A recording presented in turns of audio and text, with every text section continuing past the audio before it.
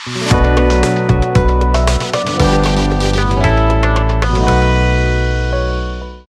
Students, समर्थ exam prep पर आपका स्वागत है। पिछली क्लास में हमने इंडियन पीपल एंड इकोनॉमी के अंदर लैंड रिसोर्स एंड एग्रीकल्चर के बारे में बात की थी और आज हम बात करेंगे वाटर रिसोर्सेज के बारे में। जैसा कि हमने पहले भी बात की है, एक लेक्चर में, पीछे के लेक्चर आपने देखे होंगे, हमने एक बात की थी कि किसी भी देश की अर्थव्यवस्था के अंदर जो परिवहन तंत्र है वो किसकी तरह होता है, धमनियों की तरह, सिराओं की तरह होता है जो उसके अंदर रक्त का संचार करता है। उसी तरीके से ये कहना अतिशयोक्ति नहीं होगी कि वाटर रिसोर्स है वो एक तरीके से किसी भी पारिस्थितिकी तंत्र या किसी भी तंत्र में जिसके अंदर जीवन है उसके अंदर रक्त के समान है।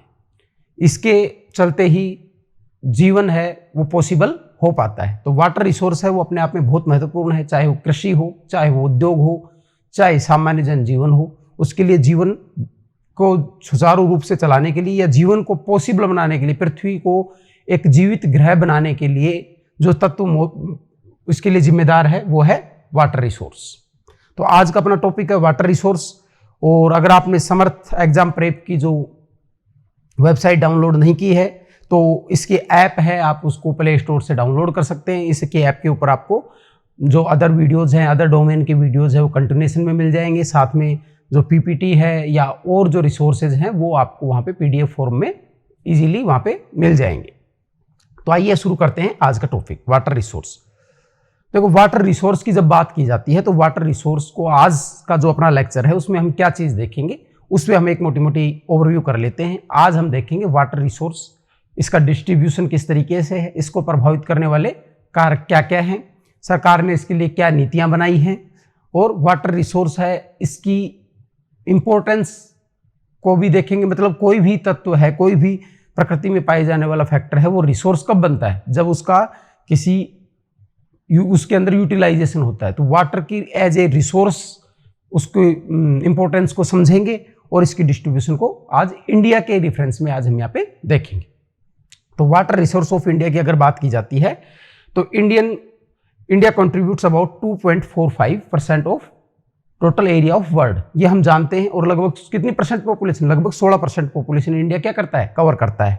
ठीक है, लेकिन वाटर रिसोर्स है जो यूज करने लायक वाटर रिसोर्स है वो इंडिया के पास क्या है, काफी कम है। क्योंकि पूरी दुनिया के अंदर जितना पूरे महाद्वीपीय के स्तर पे देखा जाए तो लगभग 75% भाग किससे आवृत है, जल से आवृत है।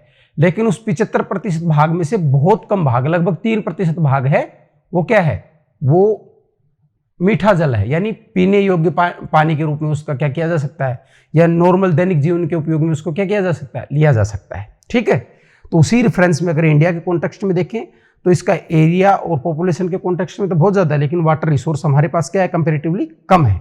और जो हमारे पास वाटर रिसोर्स है वो एनुअल प्रेसिपिटेशन होता है, जो वर्षण होता है, उससे हमारे यहाँ पे 4000 क्यूबिक किलोमीटर, और सरफेस और ग्राउंड वाटर सोर्स है वो है 1859।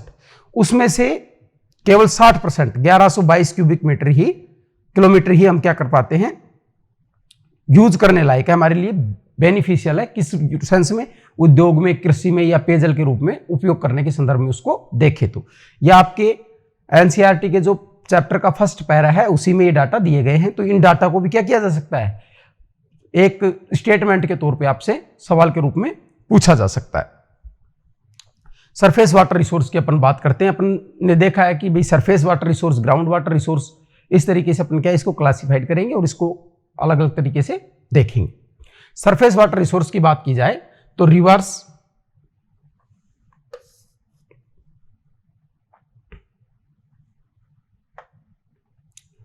River, lake, ponds, tanks are 4 main source of water resource. ठीक है, सरफेस वाटर के जो 4 मेन सोर्स हैं वो पूछे तो क्या चीज है, river, lake, pond and tanks. ठीक है, रिवर क्या है, प्राकृतिक रूप से जो नदियां हैं उसकी बात कर रहा है। लेक्स क्या है, ये प्राकृतिक भी हो सकती हैं, कृत्रिम भी हो सकती हैं। पॉन्ड्स हैं, ये क्या है, ज्यादातर कैसे होते हैं, ये ज्यादातर कृत्रिम ही होते हैं, जैसे तालाब बनाए जाते हैं। टैंक्स हैं, ये कृत्रिम तौर पे सिंचाई के लिए, पेयजल के लिए बनाए जाते हैं।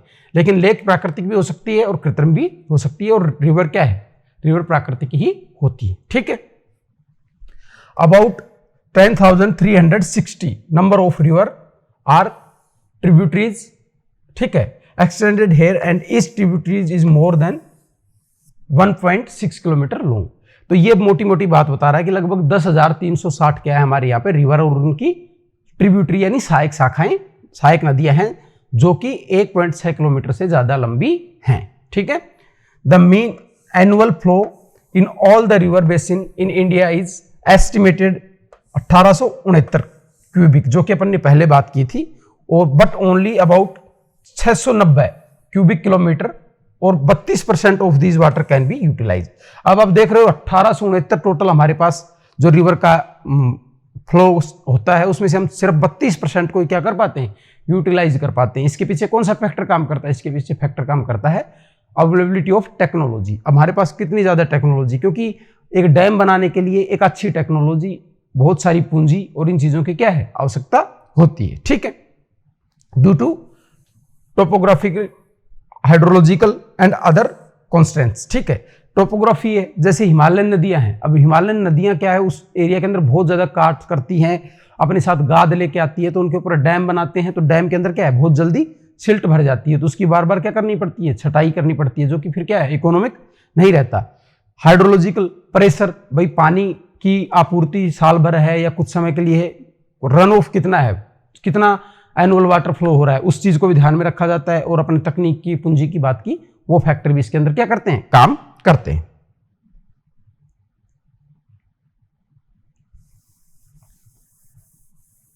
तो हमने देख लिया कि भाई ग्राउंड जो सरफेस वाटर है, सरफेस वाटर के ऊपर मेनली क्या चीज है, river, lake, pond and tanks है। और टोटल कैपेसिटी कितनी है, हमारी टोटल कैपेसिटी 1869 क्यूबिक किलोमीटर, और उसमें से हम 690 यानी कि सिर्फ 32% का यूज कर पाते हैं। कम यूज कर पाने का कारण है topographical, hydrological and other constraints जैसे टेक्नोलॉजी और कैपिटल, ठीक है।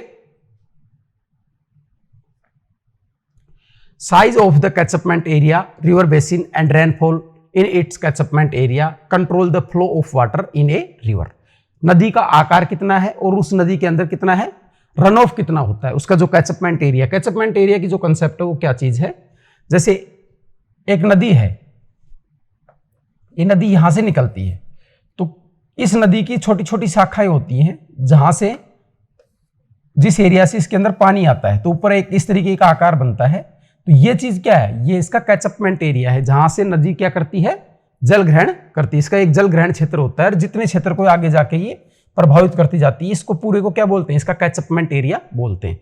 तो इस एरिया के अंदर ये कितना बड़ा कैचअपमेंट एरिया है और इस एरिया में कितनी ज्यादा बारिश होती है। जैसे मान लो किसी नदी का इतना कैचअपमेंट एरिया हो, लेकिन वहां पे रेनफॉल है वो 10 सेंटीमीटर ही हो, तो उसके अंदर क्या है, इतना बड़ा होने के बावजूद नदी की क्या है, नदी अनियमित होगी, पानी की अनिश्चितता होगी और मौसमी नदी बन जाएगी। लेकिन एरिया अगर छोटा भी है और उसके अंदर जैसे ग्लेशियर से पानी आता है, तो उसके अंदर क्या है, वो नदी क्या है, साल भर वाली सदा नीरा नदी बन जाएगी। तो ये एक फैक्टर है जो क्या करता है, नदी के अंदर जल के प्रवाह को प्रभावित करता है। Water availability in river is more during monsoon than other season in India. अब अपन ने देखा था कि भाई भारत की जलवायु कैसी है, मानसूनी जलवायु है, और भारत की अर्थव्यवस्था में किसका रोल है, कृषि का। कृषि को क्या कहा जाता है, मानसून का जुआ। क्यों कहा जाता है, क्योंकि वर्षण जो हमारे प्रिसिपिटेशन होता है वो मुख्यतः किस मौसम में होता है, मानसून में होता है। और पूरे भारत में अगर सिंचाई की बात की जाए तो उत्तर भारत को छोड़ दे जहां पे सदा नीरा नदियां हैं, तो पूरे भारत की अगर बात की जाए तो भारत की जो सिंचाई व्यवस्था है वो मानसून पर ही निर्भर है, क्योंकि मानसून के अंदर ही इन नदियों के अंदर मोस्ट ऑफ वाटर पाया जाता है। In India Ganga, Brahmaputra and Indus have large catchment area. Catchment area of Ganga and Brahmaputra and Barak rivers fall into the high rainfall receiving areas. यहाँ पे क्या है, लगभग देश का 60% of total water resource and have only 33% of surface area in India. अब इनका जो कैचअपमेंट एरिया है ना वो हाई रेनफॉल वाले रीजन में पड़ता है, तो इनके अंदर क्या है, देश के अंदर जो साल भर में पानी बहता है उसका 60% क्या है, गंगा, ब्रह्मपुत्र और बराक नदियां क्या करती है, रिसीव करती है। लेकिन वो जो लैंड एरिया है उसको 33% ही कवर करती है, मतलब 33% एरिया ऐसा है जहां पर इनके द्वारा सिंचाई विचाई की सुविधाएं प्रोवाइड करवाई जा सकती है, उसी एरिया को ये कवर करती है। But most of the water is not utilised. लेकिन इनका जो जल है वो बहुत ज्यादा प्रभाव होने की वजह से और टेरेन की वजह से क्या है, जैसे ब्रह्मपुत्र आपने देखा होगा कहां पड़ती है, ब्रह्मपुत्र पड़ती है ये यहां से नामचबरवा के पास से भारत में घुसती है और ऐसे करके उसमें बंगाल की खाड़ी के अंदर चली जाती है। लेकिन ये पूरा टोपोग्राफी कैसा है, पूरा माउंटेन टोपोग्राफी है, तो इसके अंदर क्या है, डैम बनाना और ये चीजें बनाना बहुत मुश्किल हो जाता है। ठीक है, तो इसलिए क्या है, इनका यूटिलाइज बहुत कम हुआ है। उसी तरीके से अगर दूसरी तरफ देखें तो साउथ इंडिया की जो नदियां हैं वो क्या है, गोदावरी, कृष्णा, कावेरी, पैनूर जो नदियां हैं, आपके यहाँ पे मैप आप देखेंगे तो गोदावरी, कृष्णा, कावेरी, पैनूरू, ये नदियां जो ऊपर से नीचे तक दे रखी हैं, इनमें क्या है, एनुअल फ्लो ऑफ वाटर क्या है, लेस है, लेकिन उसका यूटिलाइजेशन क्या है, ज्यादा है, क्योंकि इस एरिया में ग्राउंड वाटर नहीं है, पानी को क्या है, तालाब वालाब में संरक्षित किया जाता है और सिंचाई तंत्र पूरी तरह नदियों पर ही निर्भर करता है। इसलिए यहाँ पे क्या है, यूटिलाइजेशन ऑफ वाटर क्या है, ज्यादा है नॉर्थ की नदियों के बजाय। तो इसको क्या किया जाता है, इसको आप इसी चीज को आपसे सेंटेंस के तौर पे पूछा जा सकता है कि दक्षिण की भारत की नदियां हैं, उनके अंदर जल की प्राप्ति ज्यादा है, एरिया ज्यादा है और उनके अंदर यूटिलाइजेशन ज्यादा हो, तो स्टेटमेंट गलत हो जाएगा। एरिया कम है लेकिन यूटिलाइजेशन ज्यादा है, नॉर्थ में बिल्कुल उल्टा है। इस तरीके से स्टेटमेंट बनाया जाता है और इसको आपको क्या करना है, वहां पे एग्जाम में ध्यान रखना है कि भाई इस तरीके से अगर चीज को भाषा के आधार पर कन्वर्ट किया गया है तो उसको गौर से पढ़ के हम उस सवाल को क्या करेंगे, ड्राइव करेंगे। फिर है ग्राउंड वाटर रिसोर्सेज, ये हमने लैंड वाला देखा, अब ग्राउंड वाले की बात करते हैं। There is about 432 cubic kilometre of total replaceable. ये क्या होता है, ये हिंदी में मैं आपको बता दूं, ये होता है पुनर्भरण योग। ठीक है, मतलब जिसको रिन्यू किया जाता है, जो रिन्यू किया जाता है। ठीक है, ये वो वाला वाटर है। Resource available in India, Ganga and Brahmaputra basin have about 46 of the total replaceable ground water resources. ठीक है, क्यों, क्योंकि भाई इनके अंदर बहुत ज्यादा जल आता है, तो हर साल क्या है, जो इनके एरिया में जो ग्राउंड वाटर के रिसोर्स बने हैं, लेक बनी है, छोटी छोटी तालाब बने हैं, डैम बने, जो भी कुछ बना है ग्राउंड वाटर का, वो क्या है, हर साल क्या है, रिचार्ज हो जाता है। क्योंकि ये ना सिर्फ वर्षा से जल प्राप्त करती हैं, बल्कि इनके अंदर जो ग्लेशियर का पिघला हुआ पानी भी आता है, साल भर इनके अंदर पानी आता रहता है, तो इनके अंदर क्या है, पुनर्भरण होता रहता है। The level of ground water utilisation is relatively high in the river basin of northwestern part and southern part of India। Northwestern area में क्या किया जाता है, इनको क्या किया जाता है, ज्यादा यूटिलाइजेशन किया जाता है, और साउदर्न पार्ट में ज्यादा यूटिलाइजेशन किया जाता है। ठीक है, states having very high utilisation of ground water are Punjab. क्यों भाई, हरित क्रांति याद आया, ग्रीन रिवोल्यूशन। ठीक है, Punjab, Haryana, Rajasthan and Tamil Nadu, in area के अंदर क्या किया जाता है, ज्यादा इसका यूटिलाइजेशन ग्राउंड वाटर का, इसको सॉरी सरफेस, हाँ ग्राउंड वाटर का ज्यादा यूटिलाइजेशन किया जाता है 4 स्टेट के अंदर। ठीक है, अब इसका कारण क्या है, हरियाणा और पंजाब तो है हरित क्रांति का कारण, जिसके अंदर क्या है, हाई वैरायटी सीड इस्तेमाल किए जाते हैं, हाई फर्टिलाइजर और हाई इरिगेशन सिस्टम बना रखा है टेक्नोलॉजी की वजह से, तो इसकी वजह से पंजाब, हरियाणा में और तो क्या किया जाता है, ग्राउंड वाटर का ज्यादा इस्तेमाल किया जाता है। राजस्थान क्या है, एक ड्राई स्टेट है, जिसके अंदर क्या है, सदा नीरा नदी कोई है नहीं, तो ये पूरी तरीके से ग्राउंड वाटर पे ही डिपेंड करता है। और तमिलनाडु भी सिंचाई की जो सुविधाएं हैं वो ग्राउंड वाटर से ही प्राप्त करता है। स्टेट्स हैविंग मॉडरेट यूटिलाइजेशन, अब इसमें क्या कर सकता है, देखो आप ये हाई वाला जो आपको दे दिया, इनको कैटेगरी बना सकता है, एक हाई यूटिलाइजेशन वाले स्टेट में एक नाम दे दे, एक मॉडरेट में दे दे और एक क्या करे, लेस में दे दे। तो आपको क्या करना है, तीनों के एक एक 2-2 एग्जाम्पल है, जो टॉप मोस्ट एग्जाम्पल है वो आपको याद रखने हैं, ताकि आपके एग्जाम में अगर इस तरीके से क्वेश्चन बना के मिलान करवाए तो आप उसको आसानी से क्या कर सकते हैं, ड्राइव कर सकते हैं। मॉडरेट में किस किस को लिया है, गुजरात को, उत्तर प्रदेश को, बिहार को, त्रिपुरा को, महाराष्ट्र को। ठीक है, और having low utilisation of ground water, इसमें है छत्तीसगढ़, उड़ीसा और केरला। अब देखो छत्तीसगढ़, उड़ीसा और केरला की जब बात आ रही है तो आपको इस चीज को समझना है कि ग्राउंड वाटर यहाँ पे कम इस्तेमाल होने का कारण क्या है। तो छत्तीसगढ़ और उड़ीसा है, ये एक तरीके से ट्राइब एरिया है, अपन ने देखा है ट्राइब एरिया है ये, और इसके अंदर क्या है, टेरेन है, वो भी क्या है, टेरेन भी क्या है, बहुत ज्यादा रफ टेरेन है, और टेक्नोलॉजी और कैपिटल की क्या है, कमी यहाँ पर है। वहीं केरला के अंदर बात की जाए तो केरला का सी कोस्ट काफी ज्यादा लंबा है, और केरला के अंदर जो पश्च जल है उसके स्रोत बहुत ज्यादा पाए जाते हैं, लेकिन यहाँ के अंदर जल, यहाँ के जल के अंदर क्या है, सैलिनिटी पाई जाती है, तो ग्राउंड वाटर का यूटिलाइजेशन क्या है, यहाँ पर लो पाया जाता है। It is assumed that if the utilisation of water continue with the present rate there are chance that it will limit the development and create situation of social upheaval disruption. अब आपको एक बात बार बार आपने न्यूज में पढ़ी होगी, कई जगह देखा होगा कि भाई अब अगला विश्व युद्ध होगा तो किसको लेके होगा, वो जल संसाधनों को लेकर होगा। तो ये बात ये कही गई है आपकी इसके अंदर कि आने वाले समय में अगर जल संसाधनों का अच्छे तरीके से यूटिलाइजेशन नहीं किया गया और जिस दर से अब किया जा रहा है इसी दर से किया जाता रहा और इनको पुनर्भरण करने की कोई अच्छी तकनीक विकसित नहीं की गई, तो फ्यूचर में ऐसा हो सकता है कि जल सामाजिक समस्या पैदा करने वाला एक कारण बन सकता है किसी भी देश की इकोनॉमी के लिए। और यहाँ पे हम किसके बारे में पढ़ रहे हैं, इंडिया के बारे में। तो ये बात किसके बारे में की जा रही है, इंडिया के बारे में। तो हमने देखा इस चीज को कि भाई जल है, जल क्या है, चाहे एग्रीकल्चर हो, चाहे इंडस्ट्री हो, चाहिए ग्राउंड वाटर जो अपन डोमेस्टिक यूज में लेते हैं उसके यूज में पर्पज से देखें, जल क्या है, एक बेसिक गुड है, एक तरीके से बेसिक रिसोर्स है जिसको हमें क्या करना है, यूटिलाइज करना है। अब अपने को देखना है जो लैगून और बैकिस वाटर की बात हमने की थी, केरला वाला जो रीजन है उसके बारे में बता रहे हैं। लैगून और बैकिस वाटर क्या होता है एक्चुअली में, जैसे ये सी कोस्ट है इंडिया का, यहां से गुजरात अपना चालू होता है और यहां से ये बंगाल तक जाता है। अब इसमें क्या है, जहां पे कट है वो तटाफटा होता है। तो यहां पे आपने देखा होगा कि ये जो तट है यहां तो लगभग लंबा तट है, लेकिन केरला के पास इस तरीके से जिगजैग पैटर्न के अंदर ये पाया जाता है। तो जब कटाफटा तट होता है तो जो अंदर के भाग होते हैं उनके अंदर जो जल भरा होता है उनको क्या कहा जाता है, उनको कहा जाता है लैगून। इनके अंदर क्या आगे सेडिमेंटेशन होने की वजह से, आपने फिजिकल ज्योग्राफी में ये पढ़ा होगा, सेडिमेंटेशन होने की वजह से ये बंद हो जाते हैं और पीछे का पानी मैन उससे समुद्र वाला पानी उससे कट जाता है, तो ये बनती है लैगून।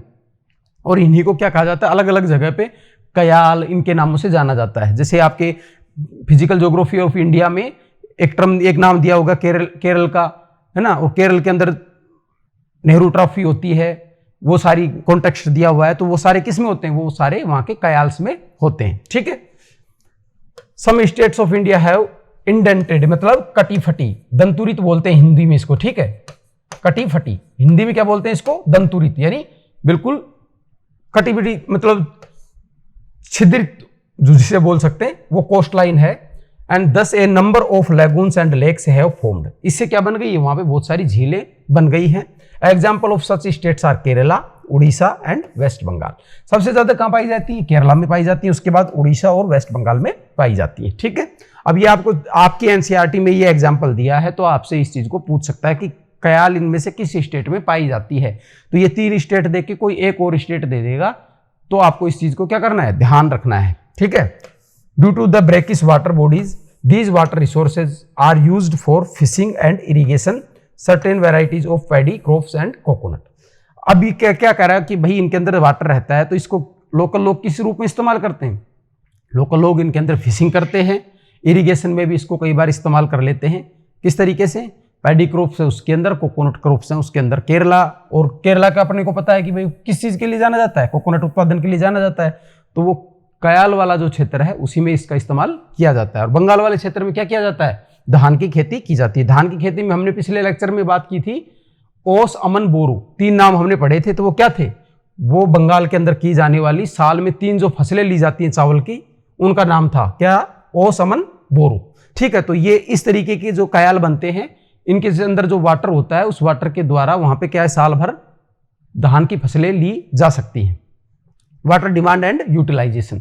अब इसमें क्या है, 2 चीज होती है, एक तो है मांग कितनी है और एक हम उसका उपयोग किस तरीके से कर रहे हैं। यूटिलाइजेशन जो शब्द है ना, वो संरक्षण को भी अपने साथ, कंजर्वेशन को भी अपने साथ निहित रखता है। यूटिलाइजेशन मतलब आप तरीके से इस्तेमाल कर रहे हो, उसका अपव्यय नहीं कर रहे हो। ठीक है।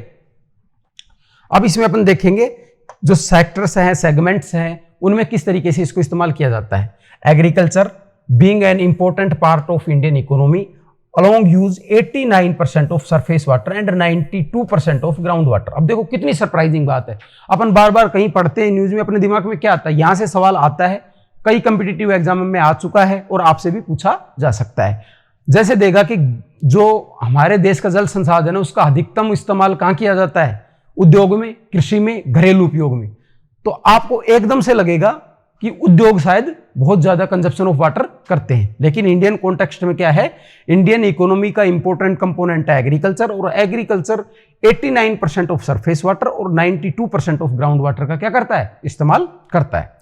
Most of these development projects, river valleys projects like the Bhakra Nangal, Hirakud, Damodar valley और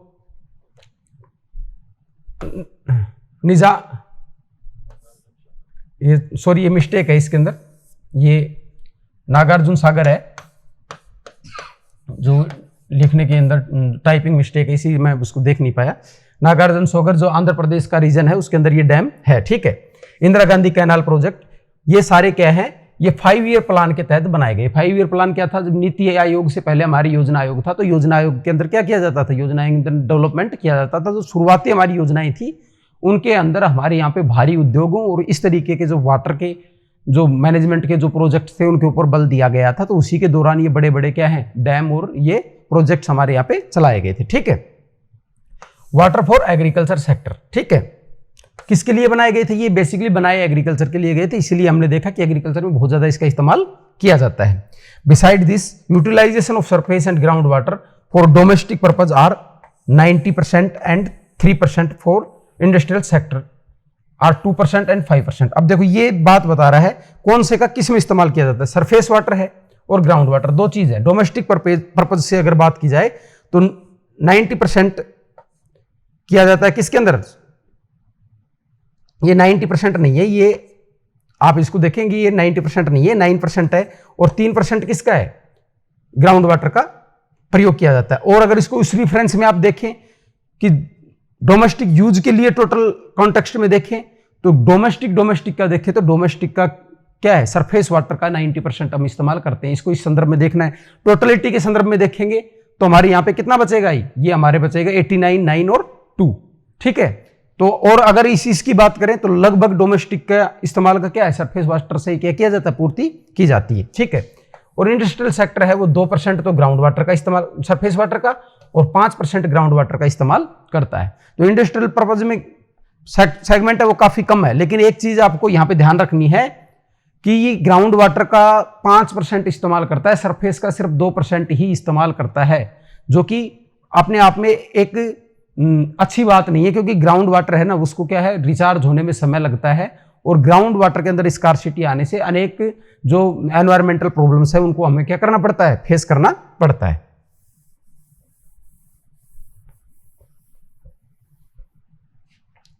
तो ये सेक्टर वाइज हमने देखा कि कौन कौन से सेक्टर में किस तरीके से इस्तेमाल किया जाता है। Demand of water for irrigation, अब इरिगेशन में अपन देखते हैं कि इसमें इरिगेशन वेस्ट का कैसे इस्तेमाल है।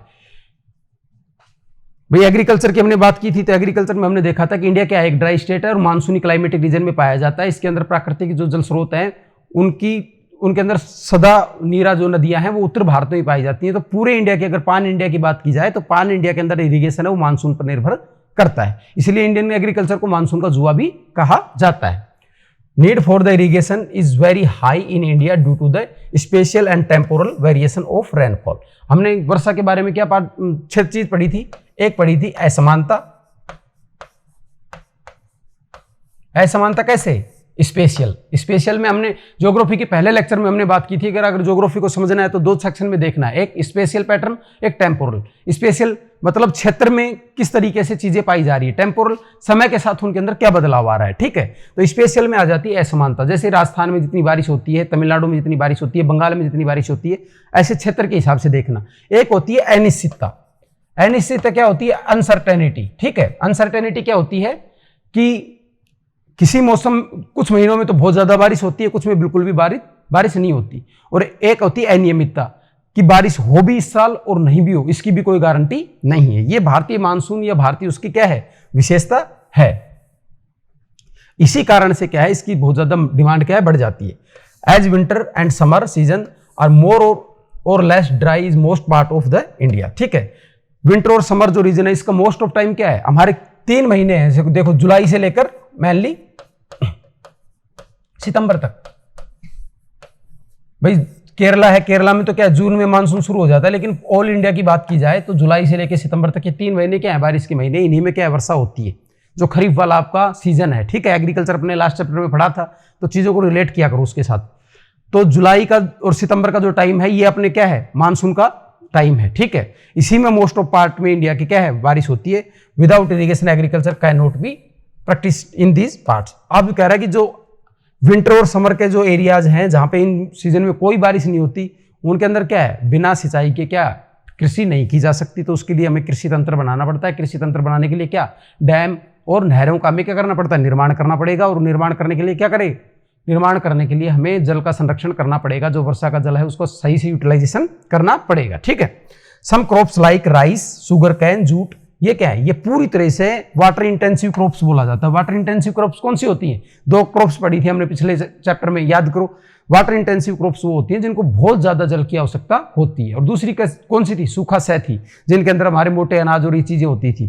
तो ये क्या है, इनके अंदर खुद में अपने आप में बहुत ज्यादा जल की जरूरत होती है। और कुछ महीने हमारे यहाँ पे सूखे रहते हैं, तो इनके चलते हमारे यहाँ पे क्या है, वाटर की डिमांड है इरिगेशन के लिए बहुत ज्यादा है। Irrigation helps to grow multiple crops, give more agriculture productivity, and along with the high yield variety seeds give more yield at fast rate. Example Punjab, Haryana, western Uttar Pradesh. अब देखो ये जो कहानी कह रहा है वो कहानी ये है, आपके सामने भी लिखी हुई है। ये कहानी नहीं लिखी हुई है तो किताब खोलो, उसमें लिखी हुई है, ठीक है। Irrigation helps to grow multiple crops, gives more agricultural productivity and along with high yield variety seeds. तो जो हमारे यहाँ पे हरित क्रांति हुई थी, हरित क्रांति में क्या चीज थी, हरित क्रांति में हमने एक चीज देखी थी, हरित क्रांति का आधार था HVY, ठीक है, हाई यील्ड वैरायटी सीड और हाई यूज ऑफ फर्टिलाइजेशन, ठीक है। अब फर्टिलाइजेशन, आप गांव के बच्चे हो, आपने देखा होगा कि पिताजी यूरिया कब छिड़कने जाते हैं खेत के अंदर, जब अगले दिन अपना पानी का नंबर होता है उस दिन यूरिया छिड़कने जाते हैं। इसका मतलब क्या है, खाद छिड़कते ही खेत को क्या चाहिए, सिंचाई चाहिए, पानी चाहिए। अब उत्तर प्रदेश, पंजाब, हरियाणा क्या है, हरित क्रांति का क्षेत्र है। अब इसके अंदर जब हाई यूज ऑफ फर्टिलाइजेशन हो रहा है तो इसके अंदर इरिगेशन का प्रॉपर पैटर्न होना चाहिए। अगर प्रॉपर पैटर्न नहीं होगा तो क्या है, एग्रीकल्चर की पॉसिबिलिटीज, संभावनाएं वहां पे क्या है, समाप्त हो जाएगी। तो इस एरिया के अंदर क्या है, जो पूरी एग्रीकल्चर है वो किसके ऊपर डिपेंड करती है, इरिगेशन के ऊपर डिपेंड करती है। 80% of net source area under irrigation यहां पे लाया गया है। Total net irrigation are in Punjab under wells and to wells is 76.1%। Punjab के अंदर क्या है, वेल और ट्यूबवेल से 76.1% एरिया के ऊपर क्या किया जाता है, सिंचाई की जाती है। वहीं हरियाणा में 51% एरिया में वेल और ट्यूबवेल से क्या की जाती है, सिंचाई की जाती है। This state utilise large share of their ground water source, ठीक है। इन एरिया में क्या है, बहुत ज्यादा ग्राउंड वाटर का इस्तेमाल किया जाता है। It is the major cause behind the depletion of these resources. Depletion क्या होता है, जल का जो स्तर है वो लगातार नीचे गिरता चला जाता है। तो इस क्षेत्र में लगातार जल स्तर के गिरने का कारण क्या है, ग्राउंड वाटर का बहुत ज्यादा इस्तेमाल करना है। अब इसके दो तीन चीजें बन गई, आपके दिमाग में ये चीजें बिल्कुल पिक्चर की तरह चलनी चाहिए। किस क्षेत्र के अंदर ग्राउंड डिप्लेशन आएगा, क्वेश्चन में अगर पूछ लेगा कौन सा भारत का क्षेत्र है वो ग्राउंड डिप्लेशन से जूझ रहा है, तो आपके दिमाग में आना चाहिए हरियाणा और पंजाब। क्यों जूझ रहा है, तो आपके दिमाग में आना चाहिए ग्राउंड वाटर का एग्रीकल्चर के लिए बहुत ज्यादा इस्तेमाल करने की वजह से। ग्राउंड वाटर का एग्रीकल्चर में बहुत ज्यादा इस्तेमाल क्यों किया जा रहा है, तो इससे आपके दिमाग में तत्काल आ जाना चाहिए क्योंकि वहां पे हरित क्रांति की वजह से हाई यील्ड वैरायटी सीड्स और हाई यूज ऑफ फर्टिलाइजेशन किया जा रहा है। इसकी वजह से वहां पे सिंचाई की बहुत ज्यादा जरूरत है। तो आपके दिमाग में इमेज लगातार बनती रहनी चाहिए। Beside this, Rajasthan and Bihar, the concentration of fluoride in the ground water is also increasing due to the over withdrawal of the source. अब बिहार के अंदर एक बिहारी बाबू हो तो एक बात जानते होंगे आप कि एक संख्या रोग होता है, ठीक है। संख्या रोग क्या है, ये बिहार और पूरी यूपी में होता है। संख्या में क्या है, आर्सेनिक की मात्रा जब जल के अंदर बहुत ज्यादा बढ़ जाती है तो उससे संख्या रोग होता है। वहां के लोगों को होता है, बच्चों को होता है, तो ये जानते होंगे इसको अच्छे से। और राजस्थान में क्या है, राजस्थान में कुबड़पट्टी की नाम की जगह ही है, नागौर वाले क्षेत्र में। वहां पे क्या है, बहुत ज्यादा मात्रा में फ्लोराइड पाया जाता है। लेकिन इसकी मात्रा और भी ज्यादा बढ़ जाती है जब ग्राउंड वाटर को लगातार निकाला जाता है, तो इसका कंसंट्रेशन क्या है, बढ़ता चला जाता है, ठीक है। वेस्ट बंगाल और Bihar, concentration of arsenic has been increased because of the same reason। Bihar और बंगाल वाले रीजन में इसकी वजह से क्या बढ़ गया है, आर्सेनिक बढ़ गया है। और हमने देख लिया कंसंट्रेशन ऑफ फ्लोराइड राजस्थान और बिहार में दोनों में पाया जाता है, ठीक है। तो ये आपसे सीधे सवाल पूछे जा सकते हैं कि भाई फ्लोराइड का कंसंट्रेशन किस क्षेत्र में है, आर्सेनिक का किस क्षेत्र में है और इसका कारण क्या है। ठीक है, तो इसको अपने को बिल्कुल कंसेप्ट के तौर पे, फैक्ट के तौर पे, दोनों तौर पे याद रखना है। सवाल इसके बाहर ना तो आज तक पूछा गया है और ना अब आगे भी कभी पूछा जाएगा। बस ये है कि अगर ध्यान नहीं देंगे तो अपने को एग्जाम में आएगा नहीं। बस अब प्रॉब्लम्स क्या इमर्ज हो रही है वाटर वाली में, तो rapid growth in population and pollution from various sources like industries, agriculture and domestic sources are the major problem which are responsible. सबसे बड़ी समस्या तो हम खुद हैं। देखो हम क्या है, दिन दुगुना रात चौगुनी वृद्धि कर रहे हैं। अब जितना पानी था उसको पहले एक आदमी के लिए था, अब 10 लोगों को, 10 लोग हैं, पानी वही है। तो इससे क्या है, उसके ऊपर प्रेशर बढ़ जा रहा है। हमने पहले देखा था कि हर चीज़ की एक कैपेसिटी होती है, उस कैपेसिटी को अगर क्रॉस किया जाता है तो उस पर प्रेशर बढ़ता है। प्रेशर होने से उसकी क्या होता है, डिग्रेडेशन, क्वालिटी डिग्रेडेशन हो जाता है। ठीक है, और दूसरा क्या है, अब ये पॉपुलेशन है तो भाई पेट भी भरेगी, तो पेट भरेगी तो क्या एग्रीकल्चर भी होगा, फिर इसके लिए प्रोडक्शन करना पड़ेगा, प्रोडक्शन के लिए उद्योग लगाए जाएंगे। उद्योग 2% तो कहाँ से, सरफेस वाटर से, 5% ग्राउंड वाटर से खींचेंगे। तो उससे क्या है, इस तरीके की समस्या हमारे सामने आएगी। ठीक है, the per capita availability of water in India is also decreasing day by day. अब भाई ये तो घटनी ही है, अब ऐसे ही बढ़ते रहेंगे तो जल घटता रहेगा। ये कोई सरप्राइजिंग बात नहीं है, या ना मैं पहला आदमी हूं जो ये बता रहा हूं, आपकी किताब में लिखी हुई है साफ। ठीक है, अब बात करते हैं वाटर की जो क्वालिटी है वो डिटोरेट कैसे हो रही है, किस तरीके से वो क्वालिटी लगातार क्या है, घटती जा रही है, गिरती जा रही है। Water quality means water free from unwanted foreign substance that makes water polluted. देखो कोई भी चीज पोल्यूटेड क्या होती है, जैसी वो नेचुरल फॉर्म में है उसके अलावा उसके अंदर और कोई चीज मिल जाती है, उसको क्या बोला जाता है, उसको बोला जाता है पोल्यूटेंट। ठीक है, पोल्यूटेंट में क्या है, माइक्रो ऑर्गेनिज्म जो होते हैं, इसमें क्या चीज होती है, माइक्रो ऑर्गेनिज्म में एल्गी हो गया, शैवाल हो गया, इस तरीके की चीज पैदा हो जाती है। ये पैदा कैसे होती है, जब अपन कृषि के अंदर जो फर्टिलाइजर यूज करते हैं और जब बारिश आती है तो ये फर्टिलाइजर क्या होते हैं, सारे बहकर कहाँ चले जाते हैं, नदी के अंदर चले जाते हैं। और नदी के अंदर क्या होता है, यूट्रोफिकेशन एक टर्म होती है जो आगे आपको एनवायरमेंट इकोलॉजी वाले सेक्शन में डिस्क्राइब की जाएगी। यूट्रोफिकेशन में क्या होता है, उसके अंदर जब ये फर्टिलाइजर जाते हैं तो ये वीड्स बहुत ज्यादा बढ़ जाते हैं। और जल के अंदर क्या है, घुलित ऑक्सीजन होती है जो उसके अंदर जीवन के लिए जरूरी होती है। जब ये चीजें बढ़ती है तो जल के अंदर क्या है, वो ऑक्सीजन की मात्रा कम हो जाती है, जीव मरने लग जाते हैं, पेड़ पौधे सड़ने लग जाते हैं, तो पूरा जल क्या है, पोल्यूटेड हो जाता है। ठीक है, केमिकल इंडस्ट्रियल वेस्ट, ये क्या है, अपने यहाँ पे मुर्दे को भी गंगा में बहाते हैं तो मुर्दा तो क्या है, पवित्र हो जाता है, लेकिन नदी क्या है, अपवित्र हो जाती है। ठीक है, और ये इंडस्ट्री के वेस्ट को भी क्या है, नाला बना के किसमें, नदी में छोड़ दिया जाता है। These toxic substance are responsible for water pollution by dissolving or suspended in lakes, streams and rivers. अब क्या है, ये तो या तो डिजोल्व हो जाते हैं या उसके अंदर सस्पेंडेड फॉर्म में रहते हैं और उसको क्या करते हैं, पोल्यूटेड कर देते हैं। Sometimes such pollutants seep down and pollute the ground water. अब कई बार क्या होता है, इसमें से श्रिंकिंग भी होती है कुछ ग्राउंड वाटर के अंदर धीरे धीरे, क्योंकि ग्राउंड वाटर के जो सोर्स हैं वो किससे रिचार्ज होते हैं, सरफेस वाटर से।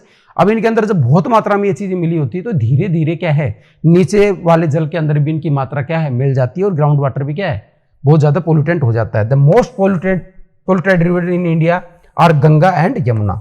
अब गंगा और यमुना है, गंगा यमुना है, यमुना तो एक तरीके से काला नाला है, कहां से लेके, दिल्ली से लेके आगरा तक। किस वजह से है, सिर्फ इसी वजह से, क्योंकि इसके अंदर दिल्ली के अंदर जो वाटर की सप्लाई है उसके लिए जल का यूज कर लिया जाता है और बाद में जो वहां के नाले वाले सीवेज है उसको इसके अंदर क्या कर दिया जाता है, डंप कर दिया जाता है।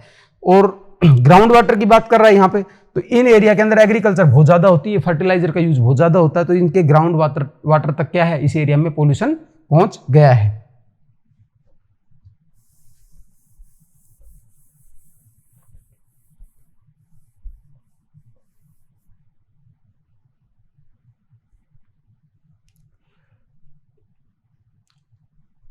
अब है अपना वाटर कंसंट्रेशन एंड मैनेजमेंट। ठीक है, इसमें क्या चीज देखनी है अपने को, वाटर का जो अपने देश में किस तरीके से कहाँ कैसे पाया जाता है, फिर उसको कंजर्व किस तरीके से करना है और उसको मैनेजमेंट किस तरीके से करना है। तो दो टर्म है इसके अंदर, एक तो है कंजर्वेशन और एक है मैनेजमेंट। ठीक है, कंजर्वेशन क्या है, कंजर्वेशन आजकल जो अपन ने पिछले लेक्चर में बात की थी डेवलपमेंट में, ह्यूमन डेवलपमेंट में हमने एक चीज देखी थी, सस्टेनेबल डेवलपमेंट। ठीक है, सस्टेनेबल डेवलपमेंट क्या चीज थी, जो रिसोर्स हमारे पास हैं उनको आने वाली पीढ़ियों तक संरक्षित करना, उनको अच्छी अवस्था में बनाए रखना। उसके लिए क्या करना है, उनको हमको साइंटिफिक तरीके से इस्तेमाल करना है, उनको पोल्यूटेड नहीं करना है। तो ये चीज क्या कहलाती है, ये चीज कहलाती है कंजर्वेशन। और मैनेजमेंट क्या है, इस कंजर्वेशन को अचीव कैसे करना है। तो इसके लिए हमें जो प्रबंधन करना है, तकनीक लगा के उसको नियमित करना है, वो सारी चीज किसमें आएगी, मैनेजमेंट के अंदर आएगी। ठीक है। The conservation and management of water become necessary after decreasing the availability of fresh water and increasing the demand by day. ठीक है। अब इसमें क्या चीज देखनी है अपने को, इसके अंदर अपने को ये चीज देखनी है कि जो कंजर्वेशन ऑफ वाटर है इसकी जरूरत क्यों पड़ रही है। भाई लगातार मांग बढ़ती जा रही है, मांग बढ़ेगी तो हमें क्या करना पड़ेगा, जो जल संसाधन तो लगातार बढ़ेंगे नहीं, तो जो हमारे पास है उसी का हमें बेहतर तरीके से इस्तेमाल करना पड़ेगा। इसके लिए हमें क्या करना पड़ेगा, इसके लिए कंजर्वेशन मेथड्स अपनाने पड़ेंगे और जो है उसको मैनेज करना पड़ेगा। ठीक है। फॉर सस्टेनेबल डेवलपमेंट, देखो ये टर्म आ गई, आपको मैं बार बार एक बात बोल रहा हूं कि आपको अगली लाइन आपके दिमाग में अब आ जानी चाहिए अगर आपने लास्ट लेक्चर देखे हैं तो, क्योंकि हर लेक्चर अपने आप में एक दूसरे से जुड़ा हुआ होता है। तो जब कंजर्वेशन और मैनेजमेंट की बात आए तो आपके दिमाग में सस्टेनेबल डेवलपमेंट और इंक्लूसिव डेवलपमेंट आ जाने चाहिए, क्योंकि ये की टर्म्स होती हैं जो आपसे एग्जामिनर पूछे हीगा। ठीक है। तो ये क्या करते हैं, maintain quality of life and government should encourage the people to adopt watershed development, rain water harvesting, recycling, reuse of water। ठीक है। तो ये आर मॉडल चलता है। ठीक है। आर मॉडल में क्या होता है, आर मॉडल सस्टेनेबल डेवलपमेंट की बिल्कुल जान है, ये समझ लो आप। आपके इसमें नहीं दिया हुआ चैप्टर में फिर मैं मोटा मोटा बता देता हूं ताकि आपके एग्जाम में अगर इस तरीके की कोई टर्म आए तो आप उसको कर लो। ठीक है। एक शब्द होता है रीयूज। रीयूज क्या होता है कि भाई आपने पानी पिया और आप पेशाब करके आ गए। ठीक है। तो उस पेशाब को क्या करना है, आपको रीयूज करना है, मतलब तकनीक के माध्यम से। सिंगापुर ऐसा देश है जो 100% वाटर का क्या करता है, रीयूज करता है। ठीक है। रिसाइकिल करना, रिसाइकिल का मतलब होता है पुनर्चक्रण करना। तो ये सिर्फ जल में ही नहीं, सभी संसाधनों पर इस्तेमाल होती है ये तकनीक। रिसाइकिल करना मतलब उसको रिचार्ज होने का मौका देना, उस चीज को इतना प्रेशर नहीं देना कि वो चीज समाप्ति हो जाए। जैसे ग्राउंड वाटर के ऊपर बहुत ज्यादा प्रेशर नहीं बनाना, तो उसको रीयूज करना है, रिसाइकिल करना है और रिड्यूस करना है। ठीक है। रिड्यूस का मतलब अनावश्यक इस्तेमाल नहीं करना, कंज्यूमरिस्टिक अप्रोच के तहत। ये नहीं कि भाई हमारे पास कोई चीज है तो हम उसको बस अंधाधुंध इस्तेमाल किए जा रहे हैं, आवश्यकता के हिसाब से उसका इस्तेमाल करना है। तो सस्टेनेबल डेवलपमेंट के लिए क्या है, ये फैक्टर्स हैं, जो आर फैक्टर जिसको बोला जाता है। ठीक है। तो रीयूज ऑफ वाटर, कंजर्वेशन और ये सारी चीजें क्या है, गवर्नमेंट को इसके लिए क्या करना चाहिए, लोगों को मोटिवेट करना चाहिए। बहुत से ऐसे स्टेट हैं, जैसे राजस्थान स्टेट की अगर अपन पर्टिकुलरली बात करें तो एक ड्राई स्टेट है, लेकिन ड्राई स्टेट के अंदर भी पॉपुलेशन है, पूरे शहर के शहर बसे हुए। तो उसके बसे होने का कारण क्या है, उसके बसे होने का कारण है उन लोगों के पास जो ट्रेडिशनल मेथड है जिसके अंदर वो वाटर को क्या करते हैं, वाटर की हार्वेस्टिंग करते हैं, रेन वाटर हार्वेस्टिंग की। तो वो उनका बहुत अच्छा, बहुत ही साइंटिफिक तरीका है, उसकी वजह से वो ऐसा कर पाते हैं। तो ऐसी चीज को अब पूरे देश में अपनाए जाने की जरूरत है और सरकार को इस तरीके की चीज को बढ़ावा देना चाहिए। और आपको भी अपने घर वालों को ये चीज बतानी चाहिए, अवेयर सिटीजन होने के नाते, कि भाई घर के अंदर वाटर टैंक बनाने की आवश्यकता है जिसके अंदर हम रेन वाटर को क्या कर सकते हैं, हार्वेस्ट कर सकते हैं। अब इसमें क्या करना है, अब देखो अब ये चीज आ गई तो अपने को क्या करना पड़ेगा, प्रिवेंट करना पड़ेगा। प्रिवेंट क्या चीज होती है, रोकना किसी चीज को। ठीक है। तो prevention of water pollution, prevention of water pollution कैसे हो सकता है भाई, सबसे बड़ी समस्या तो क्या है, सबसे बड़ी तो समस्या है पॉपुलेशन। तो हमें पॉपुलेशन को क्या करना पड़ेगा, कंट्रोल करना पड़ेगा। ठीक है। Availability of water resource is shrinking faster because of population. ठीक है। Have high quality of water in their river where is the plain have dense population thus have low quality of water. North के जो states हैं, हिली state है, उनके अंदर क्या है, पॉपुलेशन क्या है, कम है, तो उनके अंदर क्वालिटी ऑफ वाटर क्या है, वहां पे अच्छी है। अगर आप नॉर्थ में घूमने जाओगे, उत्तर भारत में घूमने जाओगे, तो ऐसे आपको बहुत से झरने, ऐसी जगह मिलेगी जहां पे आप सीधा अपनी बोतल के अंदर पानी भर सकते हो और उस पानी को पी सकते हो, और उसका टेस्ट भी आपको कैसा लगेगा, बिल्कुल मिनरल वाटर जैसा। लेकिन जैसे आप प्लेन में आओगे तो प्लेन में क्या है, बहुत ज्यादा पॉपुलेशन होने की वजह से उनके अंदर बहुत सारी चीजें, कंटेनमेंट जो होते हैं वो मिल जाते हैं, फर्टिलाइजर है वो मिल जाते हैं। इसकी वजह से क्या होता है, वहां का पानी है वो पीने योग्य नहीं होता, आचमन करने योग्य भी नहीं होता। ठीक है। Water is widely used for irrigation, domestic works and industrial work. ठीक है। इन एरिया में बहुत ज्यादा इसका इस्तेमाल किया जाता था, ये पोल्यूटेड हो गया है। Plain also contributes more in polluting water source by draining agriculture wastage. ठीक है। अभी अपने पहले बात कर ली सारी, ये रिपीट होगी अब आगे। क्या होता है यहाँ पे भाई, एग्रीकल्चर पॉपुलेशन का प्रेशर है, तो यहाँ पे क्या है, इन एरिया के अंदर बहुत सारा एग्रीकल्चर वेस्ट है, वो भी क्या है, इनके अंदर छोड़ दिया जाता है। सॉलिड एंड डोमेस्टिक वेस्ट भी क्या है, और इंडस्ट्रियल वेस्ट भी नदियों के अंदर क्या कर दिए जाते हैं, छोड़ दिए जाते हैं। इससे ना सिर्फ नदियां बल्कि ग्राउंड वाटर भी क्या होता है, ग्राउंड वाटर भी पोल्यूटेड होता है। During summer concentration of pollutants in reverse remains high because low amount of water. ठीक है, गर्मियों के दिनों में क्या होता है, सिर्फ उत्तर भारत की नदियों की, साउथ की नदियां तो लगभग बहनी बंद हो जाती हैं।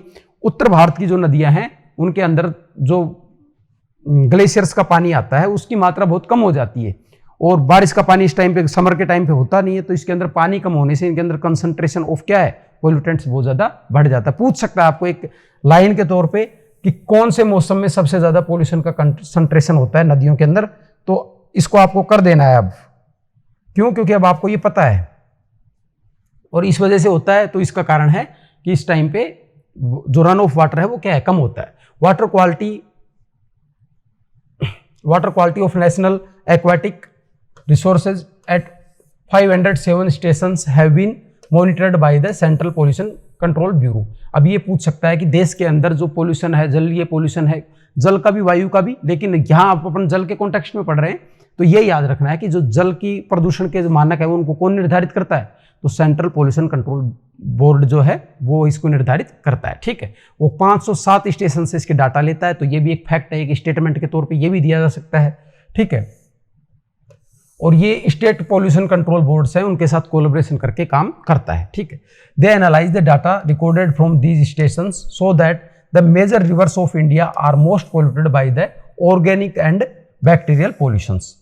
जो सुपर बग की कंसेप्ट आपने सुनी होगी कि बहुत सी नदियों के अंदर सुपर बग्स हैं। जैसे क्या है, आपने एक टीबी से कोई मरा हुआ आदमी है, उसको आपने क्या है, नदी के अंदर प्रवाहित कर दिया। ठीक है, अब टीबी का बैक्टीरिया क्या है, वो अगर आपने दवा टाइम पे नहीं ली, वो आपके अंदर क्या होता है, उसके अंदर रेजिस्टेंस आ जाता है। अब वो बैक्टीरिया किसी दूसरे आदमी के अंदर जाएगा तो उस बैक्टीरिया के ऊपर जो सामान्य बाजार में दवाइयां चल रही है उसका असर नहीं होगा, उसे बोला जाता है सुपर बग। तो कह रहा है कि जो नॉर्थ इंडिया की जो ज्यादातर नदियां या भारत की जो ज्यादातर नदियां हैं वो पोल्यूटेड है, किससे, ऑर्गेनिक से। ऑर्गेनिक में कौन सी चीज आ जाती है, सड़ी गली जैसे सब्जी वब्जी, ये वाहित मल, इस तरीके की जो चीजें जाती है वो इसमें आ जाती है, और बैक्टीरियल जो है वायरस और इन चीजों से क्या है, प्रभावित हैं। Yamuna river is the most polluted river in the country between Delhi and Etawah. Etawah और दिल्ली के बीच में यमुना रिवर है, देश की सबसे ज्यादा पोल्यूटेड रिवर है। Other several polluted rivers are the Sabarmati at Allahabad, the Gomti, Lucknow, Kali. Sabarmati at Allahabad नहीं आना चाहिए, ये अहमदाबाद आना चाहिए। ठीक है,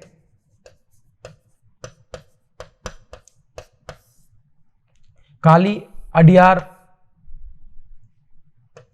तो ये सारी जो नदियां हैं, ये कुछ निश्चित स्टेशन है जो 507 स्टेशन अपन ने लिए हैं, इन पे डाटा लिया जाता है। इन डाटाओं के हिसाब से बताया कि यमुना नदी तो सबसे पोल्यूटेड है ही, साथ में ये नदियां भी अलग अलग स्थान पे पोल्यूटेड हैं। ठीक है, वैगई एट मदुरई, मूसी एट हैदराबाद, ठीक है, गंगा एट कानपुर एंड वाराणसी। इन स्थानों पे क्या है, बहुत ज्यादा पोल्यूटेड है। अब गंगा कानपुर में क्यों है पोल्यूटेड, कानपुर में इसलिए पोल्यूटेड है, कानपुर के अंदर चमड़ा उद्योग है। चमड़ा उद्योग के अंदर जो टैनिंग की जाती है, टैनिंग के बाद जो चमड़े को वॉश किया जाता है, जो सारा टैंड मटेरियल है उसको किस में प्रवाहित कर दिया जाता है, गंगा नदी में प्रवाहित कर दिया जाता है। ठीक है, ground water is also polluted because of high concentration of heavy toxic metals, fluoride, ठीक है, और different part of the country.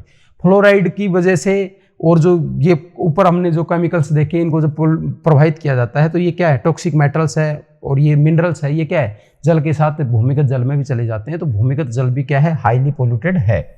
Overall image क्या है, ओवरऑल इमेज ये है कि हमारे देश की अधिकांश नदियां क्या है, पोल्यूशन से ग्रसित हैं। उसका कारण क्या है, हाई पॉपुलेशन और अनसाइंटिफिक तरीके से उनके अंदर डंपिंग ऑफ वेस्टेज जो कर दी जा रही है, उसकी वजह से नदियां क्या है, डंप जोन बन गई है। डंप जोन बन जाने की वजह से क्या है, वो बहुत ज्यादा पोल्यूटेड हो गई है। ठीक है, अब अपन देखेंगे legislative provisions and law to prevent river pollution. अब इसके लिए क्या कदम उठाए गए हैं, वो लेजिस्लेटिव जो प्रोविजंस हैं, कानूनी जो प्रावधान है, वो क्या किए गए हैं उसके बारे में हम बात करेंगे। Government has taken various steps to minimise river and water pollution, but due to some obstacles these were proved to be less effective. For example, water prevention control and pollution act 1974। अब आपके लिए देखो क्या चीज important है, ये तो कहानी है, ये है इंपॉर्टेंट बात। ये पूछ सकता है आपसे 1974 का ये prevention of and control water वाला एक्ट कब का है, ठीक है। The environmental protection act 1986, water unuseful as in 1997, ठीक है। तो ये जो फैक्ट्स हैं आपके, जो डेट्स हैं 1974 वाली, 1986 वाली और 1997 वाली, इनको क्या आपको याद रखना है, और ये जो एक्ट आए हैं इनको आपको टाइम को याद रखना है, ठीक है। 251 polluting factories were established along with the rivers and lakes, ठीक है। क्या है, 251 लगभग फैक्ट्रियां हैं जो लेक्स के सारे या नदियों के किनारे क्या है स्थापित की गई है, जिनका वेस्ट किन में जाता है, नदियों में जाता है। The water cess act 1977 which was made to prevent pollution was also less effective, so there is an urgent need of create awareness in pollution about the importance of water in life, ठीक है। देखो बात क्या है मोटी मोटी, मैंने पिछले लेक्चर में भी आपसे बात की थी कि नीति और नियति दो चीज होती हैं। नीति बनाना सरकार का काम है और नियति होती है नागरिकों की। जब तक नागरिक अवेयर नहीं होंगे, उनको उस चीज का महत्व नहीं पता चलेगा, तब तक नीतियां बनाने से उस चीज का रिजल्ट नहीं आएगा। क्योंकि आम आदमी के जब तक उसका महत्व समझ में नहीं आएगा, नीति बना किसके लिए रहे हो, आम आदमी के लिए, लागू किस पे करोगे, आम आदमी के ऊपर, लागू कौन करेगा, आदमी। और जब तक आदमी उस चीज का महत्व नहीं समझेगा, तब तक उस चीज के वो रिजल्ट्स नहीं आएंगे जो हमें अचीव करने हैं। तो भारत सरकार ने ये कदम उठाए 1974, 1997, 1986, लेकिन इनके द्वारा क्या हुआ, हम वो चीज अचीव नहीं कर पाए जो हमें अचीव करनी थी। कारण क्या है, जनता उसके महत्व को उस तरीके से नहीं देखती। अगर हमें इनको अचीव करना है तो हमें क्या करना पड़ेगा, अवेयरनेस लानी पड़ेगी, ठीक है। Recycle and reuse of water, देखो अब ये टर्म पहले मैंने आपको बताई थी, आर वाली जो टर्म बताई थी, तो recycle and reuse of water. Recycle and reuse is a simple and best way to conserve fresh water and make it available for all, ठीक है। जो फ्रेश वाटर है उसको अगर अपन रिसाइकल और रीयूज करते हैं तो हम उसको लंबे समय तक सभी के लिए अवेलेबल कर सकते हैं। Industries can use water of low quality and their waste water for cooling and fire fighting which can decrease the cost. अब ये बात बता रहा है कि भाई पानी को क्या कर ली जाए, पानी की ग्रेडिंग कर ली जाए, ठीक है। सिंपल भाषा में समझो, अपने लेमन लैंग्वेज में ग्रेडिंग कर ली जाए पानी की। जो बिल्कुल स्वच्छ जल है उसका पेयजल में इस्तेमाल किया जाए, ठीक है। जो डोमेस्टिक यूज है उसमें इस्तेमाल किया जाए। फिर उसकी एक नेक्स्ट जो चरण है उसमें आप उसको किस में इस्तेमाल कर सकते हो, एग्रीकल्चर में भी इस्तेमाल कर सकते हो, इंडस्ट्रियल में इस्तेमाल कर सकते हो। और इंडस्ट्रियल में भी जो चीज़ जो यूज होके वाटर निकला है उसको क्या करो आप, कूलिंग वूलिंग में, वहीं पे फायर के लिए, कूलिंग के लिए, इनके लिए क्या कर सकते हो, इस्तेमाल कर सकते हो। इससे क्या होगा, कॉस्ट भी घटेगी, रिसोर्सेज के ऊपर प्रेशर भी घटेगा, और जो वेस्ट जनरेशन है वो भी क्या है, कम होगा। इससे फ्रेश वाटर कंजर्व होगा। Water could be collected after bathing and washing, ठीक है, utensils, washing clothes and cars can be better option to for gardening. अब पानी को जो हमने इस्तेमाल किया है, किसी ने नहा लिए, कपड़े धो लिए, बर्तन धो लिए, या अपनी गाड़ी साफ कर ली, गाड़ी चमकाते हैं ना सुबह सुबह कई लोग, उन लोगों के लिए है ये। उस पानी को इस्तेमाल करके क्या कर सकते हैं, उसका इस्तेमाल अपन गार्डनिंग में कर सकते हैं, ठीक है। Today reusing and recycling of water is limited to few people, but there is enormous scope for replenishing water through recycling। अब देखो ये जो अपन चीज रीयूज की है ना, उसका एक निश्चित स्कोप है, लेकिन हमें अगर उसको रिप्लेनिश करनी है, मतलब उसको पुनर्भरण करना है, पहले भी ये टर्म आई थी, पुनर्भरण करना है अपने को, उसको मतलब दोबारा से उसी को लेके आना है वापस, तो उसको रिसाइकल करना पड़ेगा। रिसाइकल में क्या होता है, तकनीक के माध्यम से उसको क्या दोबारा पेयजल में बदला जाता है। अपन ने देखा था कि सिंगापुर क्या है, सिंगापुर एक ऐसा स्टेट है, ऐसा कंट्री है जो 100% वाटर का क्या करता है, रिसाइकलिंग करता है, ठीक है। अब एक टर्म आती है वाटरशेड मैनेजमेंट। वाटरशेड मैनेजमेंट क्या होती है, तो पहले इसको अपन एक बार समझ लें कि वाटरशेड क्या होता है। देखो ये पहाड़ है, ठीक है, जहां से मान लो नदी निकल रही है, ठीक है, तो नदी का एक एरिया होता है जिसके अंदर से नदी क्या है, जल ग्रहण करती है, जो कैचअपमेंट वाला एरिया अपन कह रहे थे। तो उसके अंदर एक ढाल होता है जिसको उस एरिया की नदियां क्या है, वो करती हैं, फॉलो करती हैं। जैसे उत्तर भारत की नदियां हैं, वो उत्तर से आके फिर पूर्व की तरफ इस तरीके से प्रवाहित होती है, ठीक है।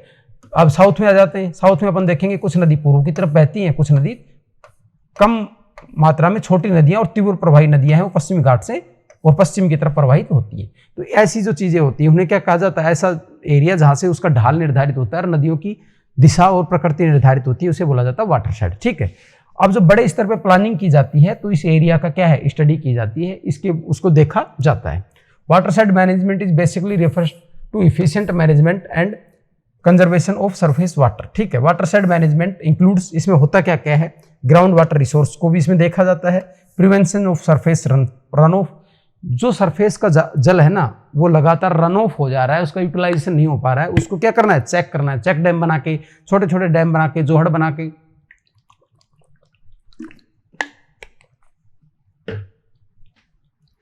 Storage and recharge of ground water by different methods such as pre location tanks, ठीक है, और रिचार्ज वेल्स इटीसी। ठीक है, इसमें क्या किया जाता है, जैसे जल जा रहा है तो इसके अंदर बीच बीच में छोटे छोटे कूप बना दिए जाते हैं, रिचार्ज कूप बोला जाता है, इनमें जल भरता है, ग्राउंड वाटर रिचार्ज हो जाता है। छोटे छोटे क्या कर दिए, तालाब, जोहड़, इस तरीके की चीजें छोटे छोटे वो बना दिए जाते हैं जिनके अंदर क्या है वो जल भर जाता है और उसके अंदर रिसाइकलिंग, रिचार्जिंग होती है। ठीक है, the conservation judicious use of all natural resources, land, water, plants and animals and human resources. ठीक है, रिजनरेशन करना है, कंजर्वेशन करना है और जुडिशियस यूज करना है, किसका, ऑल रिसोर्सेज का, land, water, plant and animals का। ठीक है, तो इसके अंदर देखी जाती है चीज, वाटरशेड मैनेजमेंट के अंदर चीज देखी जाती है। पहली चीज क्या देखी गई, ग्राउंड वाटर, दूसरा prevention of surface run of, storage and recharge of ground water. ठीक है, बाई जो सेवरल मेथड्स दिए इनके द्वारा, and conservation and regeneration and judicious use, मतलब एक तरीके से बुद्धिमत्तापूर्ण उपयोग करना है, कंजर्व करना है किनको, हर प्रकार के रिसोर्स को, किसमें, वाटरशेड एरिया में, लैंड, वाटर, प्लांट, एनिमल, इनका। ठीक है, create a balance among natural elements as well as in society, मानव के जो समाज है और प्रकृति के बीच में क्या है, एक सामंजस्य बनाना है, और community participates is a key to success a watershed development programme. ठीक है, अब इसके अंदर सबसे बड़ी बात क्या आती है, जन सहभागिता, कम्युनिटी पार्टिसिपेशन यानी जन सहभागिता। किसी एरिया के अंदर अगर वाटरशेड मैनेजमेंट लगाया गया तो वहां जनता के अंदर क्या की जाती है, अवेयरनेस लाई जाती है। अवेयरनेस लाने की वजह से क्या होता है, उसके अंदर क्या होता है, उस एरिया के अंदर जो प्लान है वो जनता को समझाया जाता है कि रिसोर्स क्या है, किस तरीके से करना है, ताकि हमने जो गोल बनाया उसको अचीव किया जा सके। ठीक है,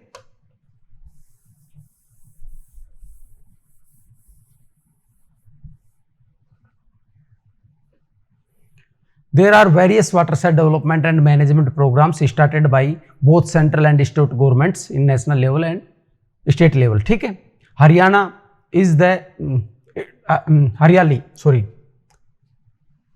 हरियाली, अभी ये कुछ नाम आएंगे आपके सामने अलग अलग स्टेट के। हरियाली क्या है, ये सेंट्रल स्टेट का स्पॉन्सर्ड एक प्रोग्राम है जिसके अंदर क्या किया गया था, ग्राम पंचायतों को डिफरेंट एरिया की जो थी वो एग्जीक्यूट किया था। इसको किसके लिए, जो वर्षण होता है उसके माध्यम से और पब्लिक पार्टिसिपेशन होता है, तो जो वर्षा का जल होता है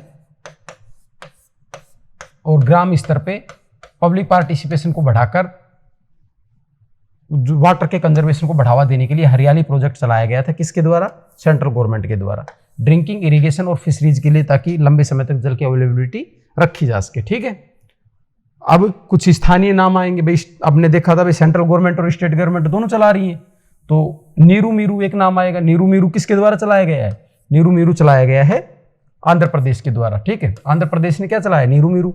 और अरवरी पानी संसद, ये किसके द्वारा चलाया गया, अलवर राजस्थान में। ये क्या है, are examples of state initiated watershed and development programmes. ठीक है, under these two programmes numerous percolation tanks and dug out ponds, जिसको बोलते हैं स्थानीय भाषा में जोहड़, चेक डैम्स, ये क्या है, बनाए गए और इनसे क्या किया गया, सिंचाई के लिए जल, साथ में जनता की सहभागिता इसके अंदर बढ़ाई गई। Tamil Nadu is the only state which has made the construction of water harvesting structure compulsory in the houses.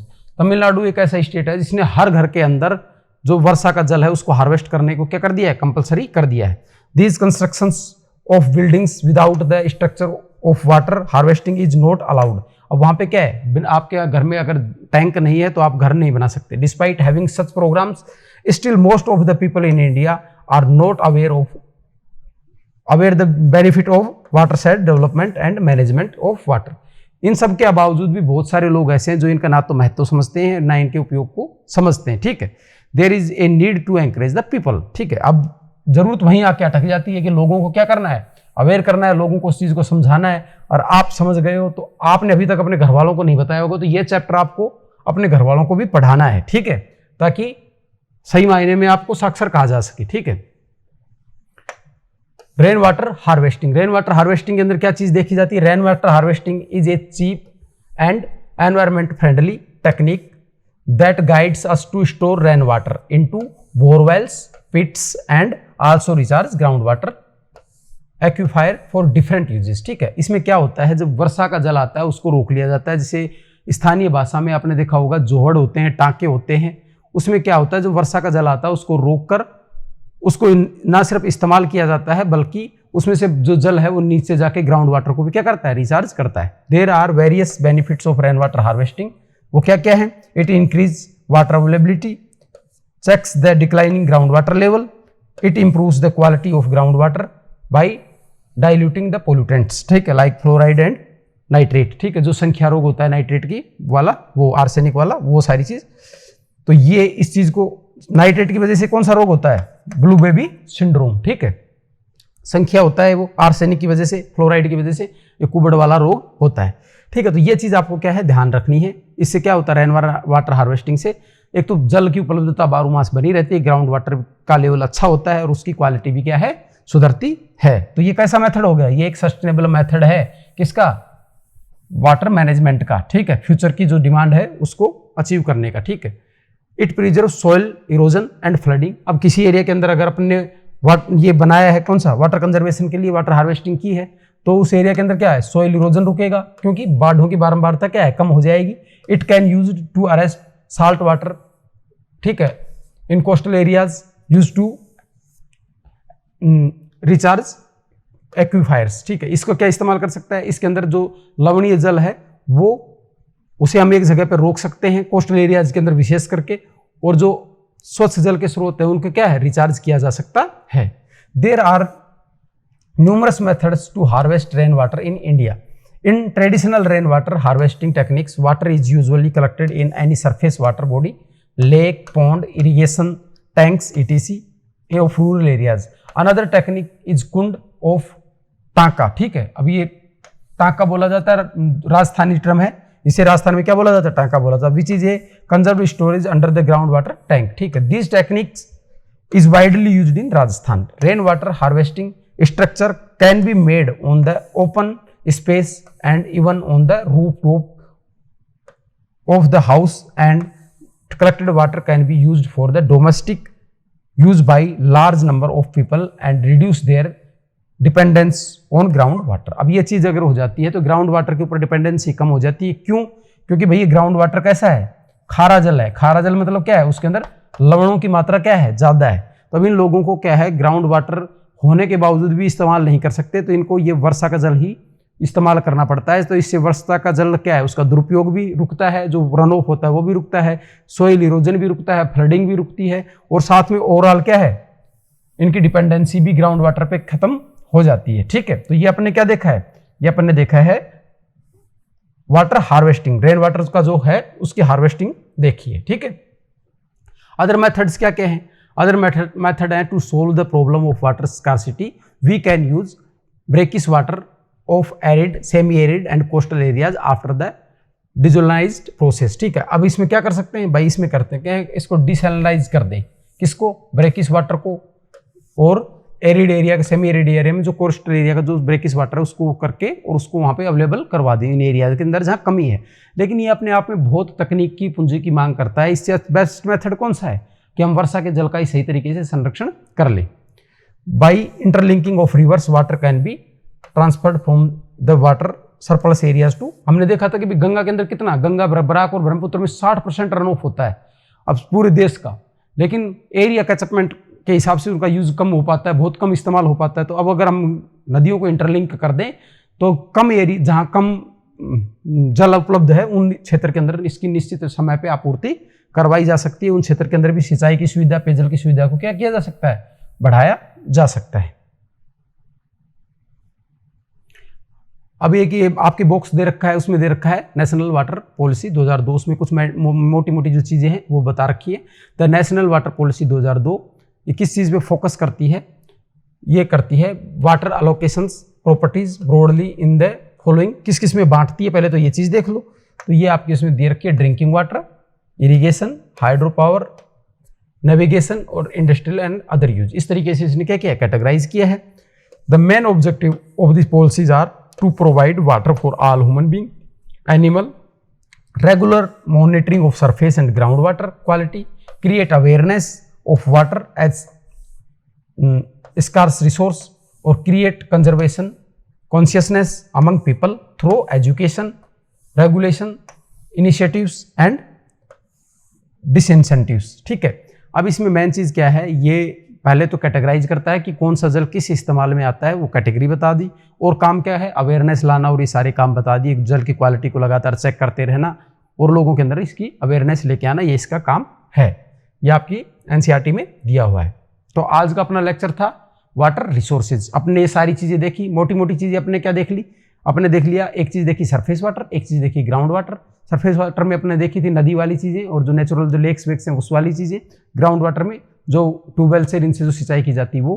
Pollution वाला एस्पेक्ट देखा, कंजर्वेशन वाला एस्पेक्ट देखा, और हमने देखी किस किस स्टेट में किस तरीके का सिंचाई पैटर्न है, उसके वहाँ पे जो समस्या है उसका कारण क्या है। आपको क्या करना है, आपको जो बॉक्सेज के अंदर जो चीजें हैं वो अच्छे से कवर करनी है, क्योंकि बॉक्सेज के अंदर आपके क्वेश्चन पूछे जाने की संभावना होती है। आपके अंदर एक रालेगांव सिद्धि नाम से एक बॉक्स बनाया हुआ है आपके चैप्टर के अंदर, तीसरे चौथे पेज पे इस चैप्टर के। तो उसको क्या करना है आपको, उसकी कुछ की टर्म्स है, कुछ देखनी है, महाराष्ट्र में पड़ता है जैसे, तो वहां से भी आपको सीधा बनाया जा सकता है सवाल कि रालेगांव सिद्धि जो वाटर हार्वेस्टिंग के लिए जाना जाता है, तो ये कहाँ पर है, तो ये रालेगांव सिद्धि है महाराष्ट्र के अंदर। जो अन्ना हजारे आंदोलन आपने सुना होगा, तो अन्ना हजारे जी का गाँव है रालेगांव सिद्धि, और अन्ना हजारे ने ही वो पूरा स्ट्रक्चर तैयार किया था। तो इस तरीके की बॉक्स की चीजें भी आपको क्या है, पता रहनी चाहिए। तो keep motivating, be patient. Thank you very much for today's class.